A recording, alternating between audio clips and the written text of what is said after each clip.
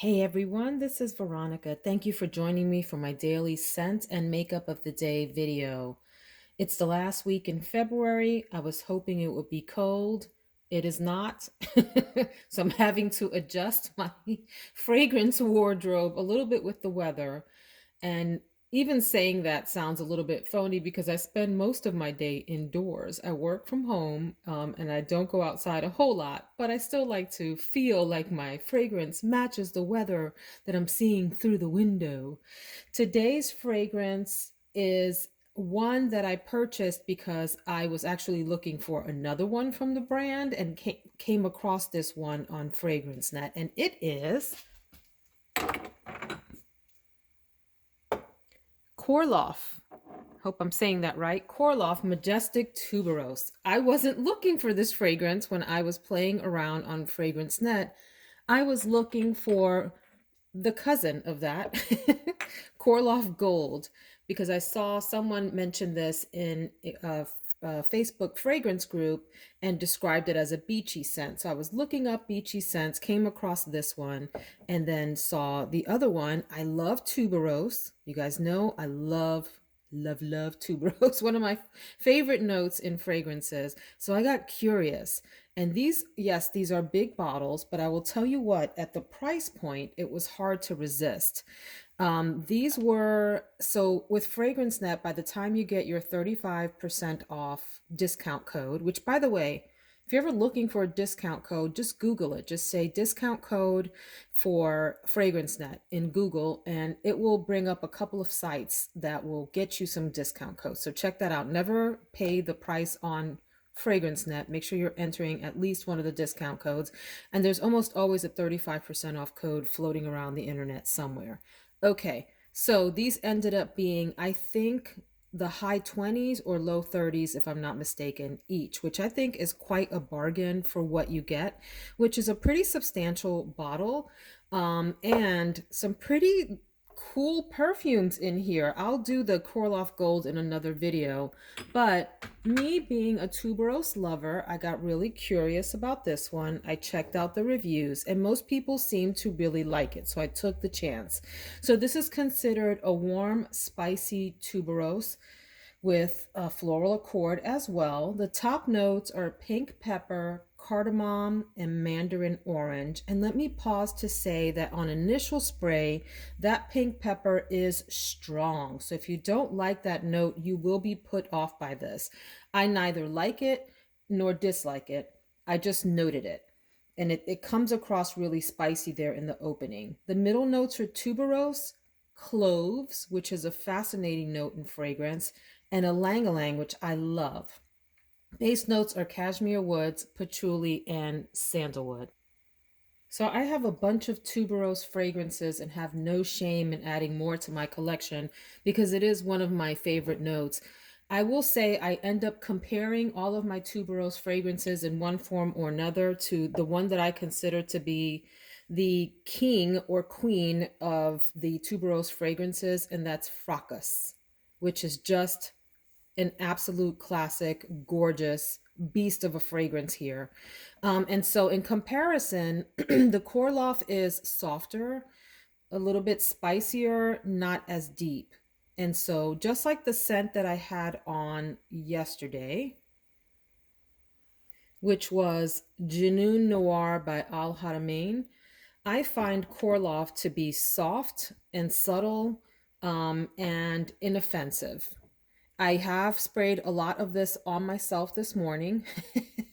So we will see in a few hours if my family agrees with that determination.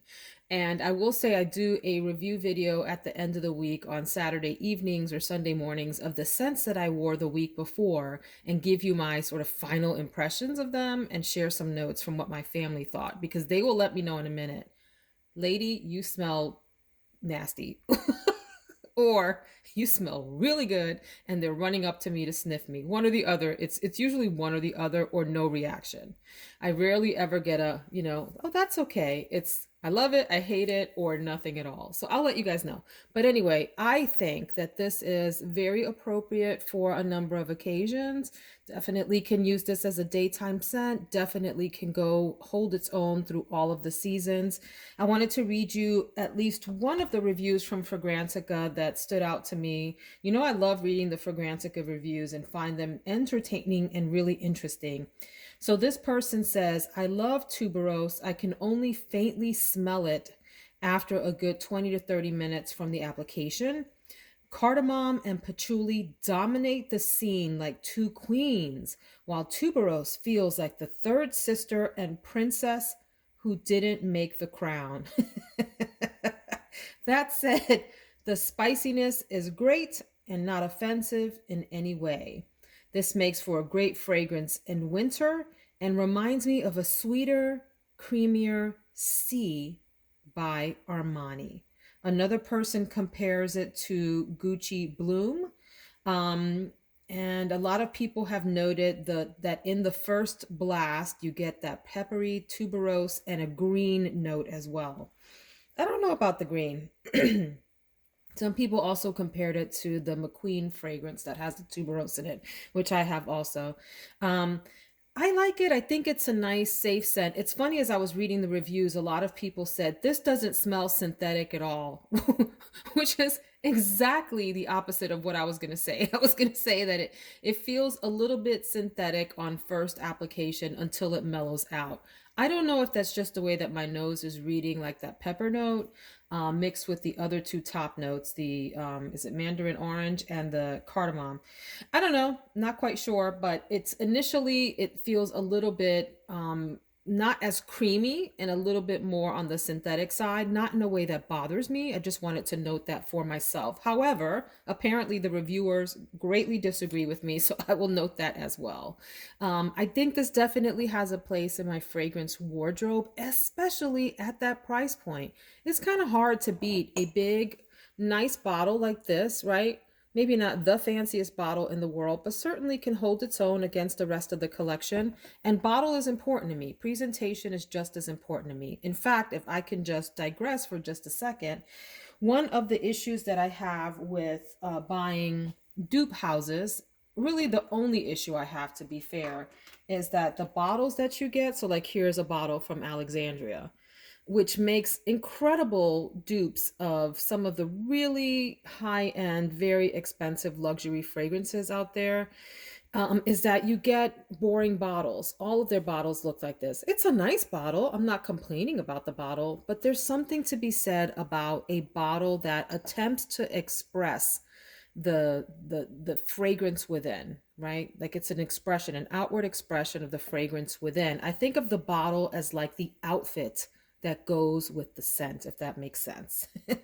And so while I really appreciate what dupe houses have done in terms of bringing us affordable options for really expensive fragrances, I get bored with the presentation piece of it. So that's all I have to say about that. I'm going to keep buying dupe houses. I'm not saying I don't want to buy them. I will. But I love the bottle thing, right? The feeling of the bottle in your hand, the look, the way it's trying to convey to you what the experience of the fragrance is going to be like. So in that sense, I like this bottle. It has this sort of top that looks like a cut of a jewel, right? A cushioned cut of a jewel, and this ombre effect on the bottle itself. And I tell you, for $30 or less, once you get that little discount code, that's kind of hard to beat. Lovely tuberose fragrance, definitely a little bit on the spicy side. So if you want a sort of linear floral kind of fragrance, this is not for you. If you like a little bit of pepper in your life and a little bit of that clove and the ylang-ylang to spice things up, definitely check this out. I like it. I'll report back to you all later. I do think it would do well in multiple occasions and multiple seasons. So let's go check out the makeup of the day. Really quick, for those subscribers who do like to see the bottle in just regular light, here's what we're looking at. Okay. Nice ombre bottle. Nothing, super spectacular or luxurious, but definitely a nice bottle. All right, so that's that. Here's my makeup wardrobe for the day.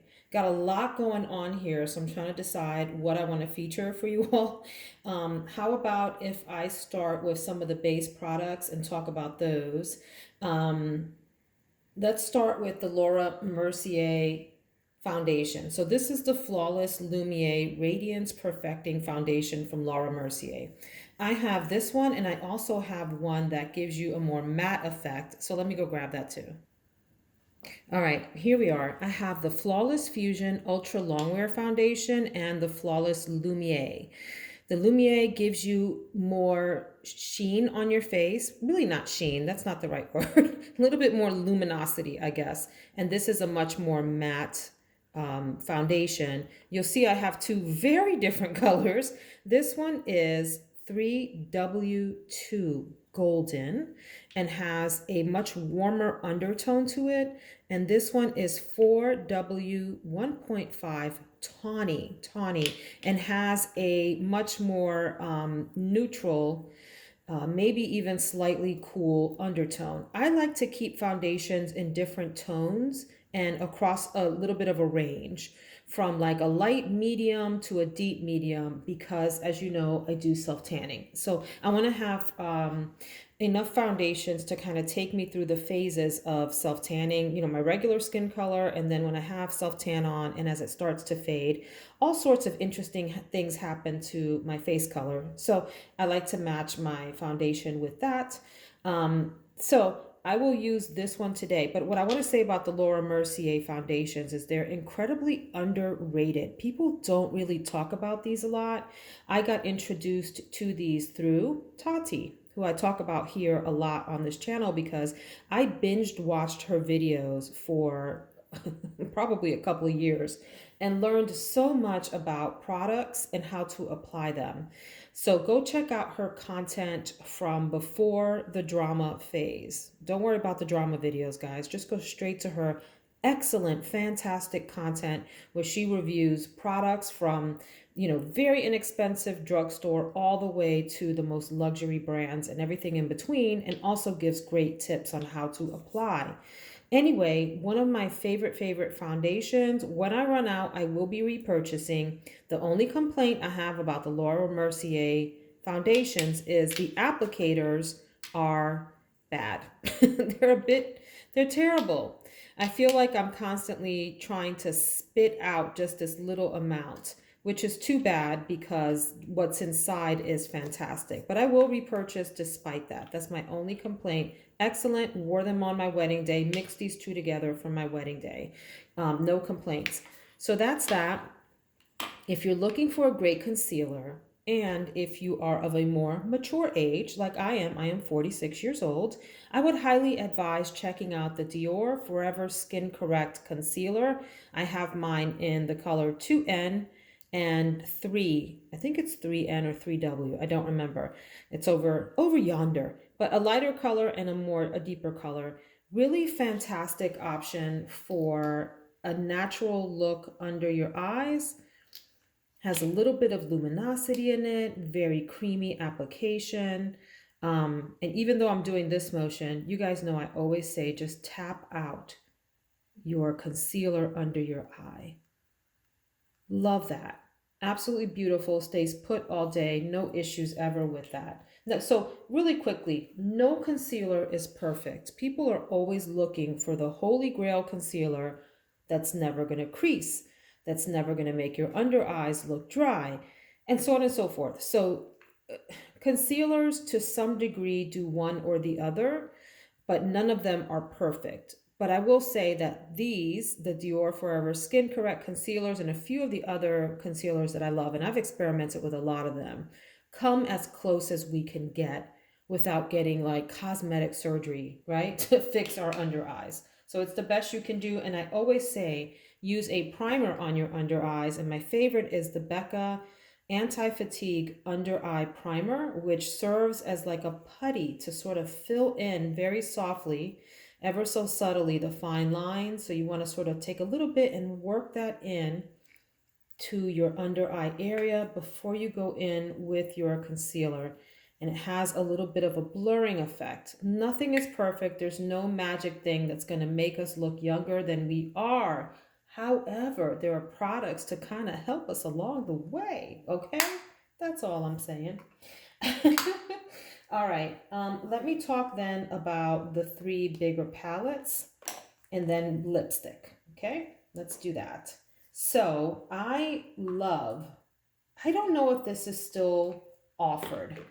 I feel like I've seen this on sale on different websites. I got it secondhand through Mercari. And by the way, as I always say, if you like a product and it's out of your price range, try Mercari. Just make sure you're looking at a listing that has a lot of pictures so you get a really good sense of what condition the palette is in and how much product is left. That is key. Pictures are key. And if you do decide to purchase secondhand, have a spray bottle with some rubbing alcohol in it mixed with water and spray the inside. It does not damage the product at all, okay? Doesn't damage the product, and it helps to sanitize it so you don't have to worry about the previous owner's germs. So that's what I did with this. I bought this for maybe like 20 bucks, and I love this variety of deep medium to deep tones here, and the fact that some are cooler like this princess cut versus crown that's very warm and brown and angle. You also get two other lighter powders here. If you want to use this for like full contouring, you can do that, or to lighten up the area under your eyes or on your cheeks or whatever. This is a more pinky kind of powder, and this one has a little bit of a yellow undertone to it. All right. I don't play around in these powders too much. Sometimes I do. I usually stick over here. I will also say about a palette like this, like I always say, this can be a one and done. You can use this for eyeshadow. You can put, something like that in your crease. Use a little bit of this for your eyelid. Take maybe a deeper color for the outer V and call it a day. Absolutely, you can do that. And you can use it for cheeks and contouring as well. You can get creative with these palettes is the point that I'm making, and make them multi-purpose. I like to go in here and use this as a little bit of contouring in the very hollows of my cheek, under my jawline, around the perimeter of my face, like my hairline, and then maybe come back in with angle lightly and do like a more general bronzer dusting in a broader swath across my cheeks and my big old forehead. I got a big forehead, y'all. I do. My kids joke me about my forehead. They didn't inherit that. I say they didn't inherit that. But anyway, okay. I guess that's all I want to say about this. And I love the packaging. This is called the Park Avenue Princess Tarte Palette. I guess I didn't say that. Park Avenue Princess Chisel Palette from Tarte. The Chisel Palette. Really awesome packaging. Let me also talk about this Diamond and Blush palette before I talk about the star of the show from Mcgrath. This is from Natasha Denona. You know I love her. Her Diamond and Blush palette. There's two of them. There's Citrus. Actually, I think, are there three? I have two. I have Citrus and I have Daria. Maybe there are three because this has O2. I thought that would be the first one. But here's what this palette looks like. It's called Diamond and Blush because it gives you highlighters and blushes. And so if you're not familiar with these palettes, first of all, these are huge. Look at the size of my hand compared to the palette. You get really enormous pans. And these are often on sale at Sephora. I think they typically retail for 90 something, but they're usually half off, which is when I grabbed this one and the Daria one. The palettes come with some cream products that have this little flap to protect them from any kickback or kick up from the powders here. But you get two blushes, and then you get a variety of products that you can mix and match for glow on your face. Even though this one looks almost like a citron color, really lemony color, it looks just really nice on the face. It does have a little bit of a lemon effect, but it doesn't go on quite like that. In fact, let me swatch them for you friends. Give me a second to get set up here. I will use the blushes out of here. So here's the cream. that you can sort of tap out. It looks much more intimidating in the pan than it does on skin. And then what I like to do is take the powder and tap it over that. See? It gives it this lit from within kind of effect when you layer the two together. So here is the, what is the color called? I don't know what it's called, but it's the Duo Glow powder in here. So you can go in really strong like that, or you can do subtle, like little tap, and just kind of get a hint of that. Here is the Glow Extreme powder. It adds a little bit of sheen onto the skin, and you can use that as a highlighter. Here's the Diamond powder, which is a bit chunkier and a lot more glam, right? So if you want an evening effect, you can go in with that kind of thing and have some fun. Here is the Glow Cream Base.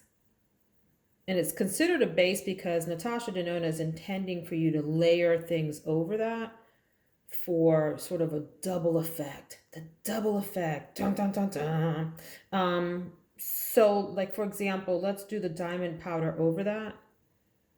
And you see how it just amps it up. So there's the diamond powder by itself, and there's the diamond powder on top of this cream base back here. Are you seeing what I'm saying? And let's put the powder blush on top of the glow base. Yep. So if you want to go all out and have an extreme like J-Lo glow day, knock yourself out with a palette like this and just have fun. If not, you can maybe stick to just the blushes and a little dab of like this powder for the Glow Extreme for your highlighter, and just keep it simple, okay? So that is the Natasha Denona Diamond and Blush palette. All right, so let's talk quickly then about the eyeshadow palette and then lipstick. And I have attempted to scrub off my hand, so hopefully it's clean enough that I can do some swatches for you. I love this palette. Love it. It is the Mothership Sublime Bronze Ambition palette from Pat McGrath. I love the tone. First of all, the packaging. Hello. This is one of her 6-pan palettes. Absolutely divine packaging. Love looking at that artwork. And here is what it looks like inside. Let me take this plastic off so you can get a better look at her. These are my kind of tones. I love this, and I always get what I consider a nice look out of it. Let me do some swatching for you here. I don't know what I'm doing with this little setup here. Hang on a second before I hurt myself. Hurt myself or hurt the product. Even worse. Okay, so let's do a whole swatch here. Here is Guilt Trip. If you are not familiar, oh my God, see what I mean? If you're not familiar with Pat McGrath Shadows, the woman has put her life and soul into these creations. She's never said that. I believe that to be true because these are such beautiful shadows. They go on so smooth. They stay on all day. They blend out well if you have the right tools and brushes. Absolutely phenomenal formula. She's right up there to me with Natasha Denona, my 2 favorite formulas of all time, along with Sydney Grace. Those 3 do no wrong in my eyes when it comes to eyeshadow. That's Guilt Trip, which is this bronzy, beautiful gold color. Absolutely. That was one swipe, okay? We're going to next do Bronze Struck. What a name. Bronze Struck. Look at that. Gorgeous. All right. Third color, Copperized. I don't have my glasses on, so I'm having to lean all into the little plastic thing to get you all the names. Isn't that gorgeous? An absolutely spectacular color. These are so nice and creamy and rich to the touch. I love just the whole tactile experience of eyeshadows when you're in there with your fingers. This is Illicit. Look at that. Total glam bot if you want to be going out in the evening and you want a really spectacular look. The only thing I will say about that is it looks browner in the pan, and on the hand it's darker. So you just have to know that. Throwing Shade is next. This beautiful matte brown color. Really nice, very smooth, super duper smooth. And then finally, the last color here is Gold Rush. Hopefully my fingers will pick it up well and I won't be too dirty. So you see, look at that set of colors there. Rich, creamy, pigmented, deep, easy to work with. Easy to work with. You want to go in light with your Pat McGrath shadows and work your way up so that you're not overwhelming your look immediately with too much product. That's the one thing I will say. I don't know where I'm going to play today because I have so much fun with these palettes.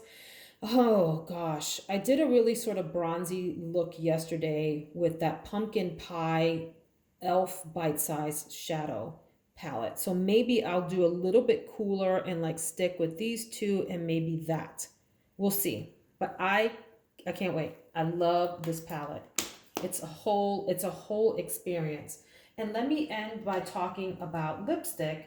I have the I like to match my lip liner with the tone of the eyeshadow.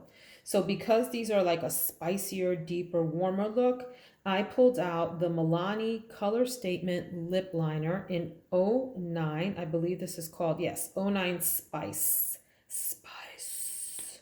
All right. So that gives you a nice, deep, warm brown. And I'm going to experiment and see once I finish my eye look. I have 2 lipstick options today. And I'm going to just check out which one will look best with the final look once I put the look on. This is Becca Rosewood. Rosewood. Let's see what that color looks like. I love the Becca lipsticks. I find them totally underrated. They're really rich in tone. They perform well for me. And I like that they have a little bit, at least this line, I'm trying to see what this is called. The Ultimate something. Anyway, this particular line has a little bit of creaminess to it and sheen, but not too much, not too off-putting. Sometimes lipsticks that have sheen in them will overpower the look and it looks a little bit tacky to me, but that does not. They look really, really nice on the lip. So it could be that. That's a nice deep wine reddish color. And I also have Tom Ford Lip Color Rouge à Lèvres. I don't speak French, forgive me. This is the color 58, All Mine. Let's see what you got, Tom Ford. So this is the opposite end of the spectrum. A really sort of neutral, maybe leaning pink. I don't know. Maybe that's not going to work out. That's probably it has too much blue undertone in it. So that, maybe I'll do that, the Becca one. So that is my makeup of the day, my friends.